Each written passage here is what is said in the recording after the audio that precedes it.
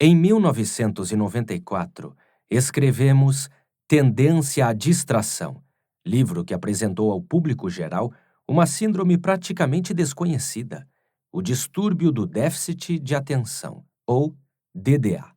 Como nós dois temos DDA, isso nos possibilitou descrevê-lo em detalhes, validando os sintomas e relatando como é conviver com eles. O fato de também sermos psiquiatras atuantes na área nos permitiu, com o passar dos anos e com base nas informações e nas pesquisas disponíveis, escrever em parceria 7 obras sobre como avaliar e diagnosticar o transtorno, além de como criar filhos, manter relacionamentos ou tratar pessoas que o apresentam. Agora, nesta obra, 30 anos depois daquele primeiro esforço conjunto, a situação é bem diferente em muitos aspectos. Além de a maioria das pessoas já ter ouvido falar no transtorno, quase todo mundo conhece alguém, se não ela própria, que foi diagnosticado, seja um colega, seja o parceiro. Professores e diretores de escolas estão sempre atentos, porque uma criança com DDA sem diagnóstico ou com tratamento inadequado pode atrapalhar o resto da turma e, ao mesmo tempo, não desenvolver plenamente seu potencial. Atualmente, o estigma também é mais leve, de modo que, meio que tem um déficit de atenção, tornou-se uma expressão genérica para definir comportamentos distraídos, esquecidos ou instáveis, com ou sem diagnóstico. Houve ainda outra mudança. Com o acréscimo da palavra hiperatividade à designação do quadro, a sigla DDA virou TDAH, que significa transtorno de déficit de atenção barra hiperatividade e descreve mais precisamente os altos e baixos da experiência vivida. Portanto, é essa sigla mais moderna e mais técnica que usaremos aqui. No entanto, por mais comum que seja a denominação, um aspecto permanece igual e frustrante. Ainda hoje, a maioria das pessoas não entende quão intensa e complexa é essa condição. E pouco se sabe sobre o enorme avanço na compreensão e no tratamento ocorrido nos últimos anos, pois o público em geral só conhece estereótipos e fragmentos de informações incorretas ou incompletas. Essas concepções errôneas prejudicam milhões de pessoas, pois as impedem de procurar ajuda ou dificultam o acesso ao tratamento correto. No mundo do TDAH, a ignorância continua a ser o inimigo público número um. Por exemplo, muitos acham que se trata de uma doença da infância que passa ao longo dos anos. Na verdade, mesmo quando o diagnóstico é feito na infância, sabe-se que o transtorno não some com a idade, persistindo na vida adulta. E a razão por que alguns aparentam ter melhorado ao ficarem mais velhos vem do fato de terem aprendido a compensar tão bem a ponto de parecerem não ter nada. Também sabemos que o TDAH pode se revelar na idade adulta, o que costuma acontecer quando as demandas da vida superam a capacidade da pessoa de lidar com elas. Os exemplos clássicos são de mães de primeira viagem e estudantes de medicina. Nos dois casos, como as exigências organizacionais da vida diária passam a ser muitas, o indivíduo revela os sintomas que conseguia compensar no passado. Mas é aí que o TDAH pode e deve ser diagnosticado. Inclusive, o TDAH, que surge na idade adulta, é uma condição descrita no maior compêndio da psiquiatria, o Manual Diagnóstico e Estatístico de Transtornos Mentais, DSM-5. Por outro lado, há quem acredite que o TDAH é uma invenção da indústria farmacêutica para atender e validar seus últimos lançamentos. Não é bem assim, ainda que não haja dúvida de que charlatões, ao longo do tempo, tenham atrapalhado o entendimento de como e por que alguns medicamentos realmente funcionam.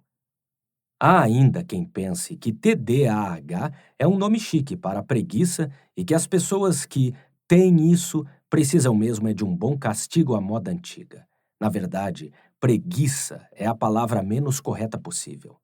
Afinal, a mente de quem tem TDAH trabalha o tempo todo. A produtividade talvez nem sempre reflita isso, mas não por falta de energia ou intenção.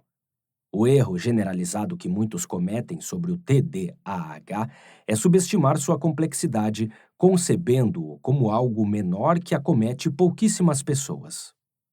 Em primeiro lugar, o transtorno não é raro. Ocorre em pelo menos 5% da população, embora acreditemos que o número seja muito maior, porque há pessoas que parecem bem, mas que poderiam estar melhor e não são diagnosticadas. Além disso, as estatísticas também são distorcidas por causa da relativa escassez de profissionais capazes de diagnosticar o TDAH. Ademais, considerando o fácil acesso às informações e a velocidade com que os estímulos chegam a nós, imagens, sons e dados por toda parte, é provável que hoje todos tenhamos um pouco de TDAH. Somos mais distraídos, esquecidos e desconcentrados do que nunca. Temos até um nome novo para essa imprevisibilidade moderna, a qual discutiremos no capítulo 1. O desconhecimento a respeito do TDAH custa vidas. Literalmente. O transtorno pode ser um fardo, um sofrimento sem fim, a razão para uma pessoa brilhante nunca alcançar o sucesso e se arrastar durante anos tomada por frustração, vergonha e sensação de fracasso, em meio a cobranças para se esforçar mais, seguir o fluxo, amadurecer ou, de um jeito ou de outro, mudar. O TDAH pode levar ao suicídio, a todos os tipos de vícios e crimes. Os presídios estão cheios de gente com TDAH não diagnosticado, além de motivar comportamentos perigosamente violentos e encurtar a vida.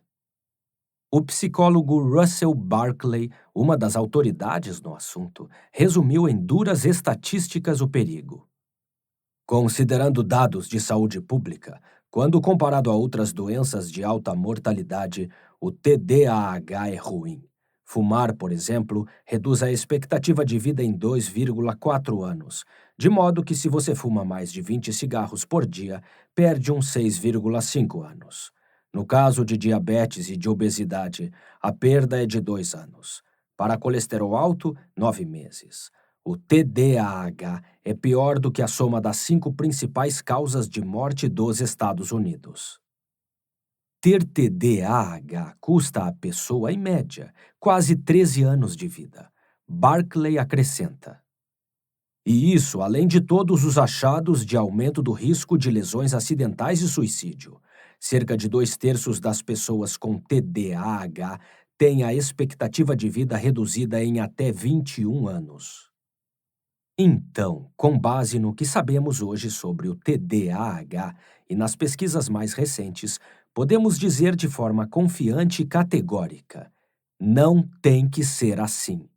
É hora de mostrar o verdadeiro pensamento 2.0. Para começar, a medicação ajuda muito, como o próprio Dr. Barkley diz. De todos os transtornos psiquiátricos, o TDAH é o mais fácil de tratar. Temos vários medicamentos, com efeitos mais potentes e diferentes vias de administração, cujo potencial de mudar a vida das pessoas é maior do que em qualquer outro transtorno. Trata-se de algumas das substâncias mais seguras da psiquiatria. Além da variedade de remédios, ou combinado a isto, atualmente conhecemos diversas estratégias comportamentais e de mudança no estilo de vida que você e suas pessoas queridas podem usar para controlar o TDAH. Elas incluem desde o poder de relaxamento e melhora na concentração, proporcionados pelo exercício físico, até diferentes maneiras de aproveitar a imaginação viva e sempre ativa de quem tem o transtorno, além de avaliações para identificar o tipo certo de dificuldade, o trabalho ou a atividade mais adequada para esse tipo de mente que precisa se manter ativa. Como profissionais de saúde, vimos como cada uma dessas estratégias funciona e muda a vida de nossos pacientes, alguns dos quais descrevemos aqui, sob pseudônimo para proteger sua privacidade. Com o avanço incrível de exames do cérebro e o entusiasmo de muitos pesquisadores da neuropsiquiatria, também temos cada vez mais clareza sobre por que essas estratégias dão certo. Dessa maneira, os capítulos 2 e 3 mergulham nessa explicação fascinante para fornecer a compreensão básica do cérebro de quem tem TDAH, esclarecendo tudo. E antes de chegarmos à parte prática de nosso programa, é importante retornar à palavra que usamos anteriormente: poder. Sim, o TDAH é uma causa potente de dor e sofrimento desnecessário. Porém, quando dominado, revela talentos impossíveis de serem comprados ou ensinados. Muitas vezes, o transtorno é o que move a criatividade e o talento artístico, um motor de engenhosidade e pensamento iterativo. Pode ser seu ponto forte especial e até um superpoder genuíno. Se você conseguir entendê-lo e se apossar dele, o TDAH pode se tornar o trampolim para um sucesso além do imaginável, a chave capaz de destravar seu potencial. Como já dissemos, vemos isso todo dia no consultório.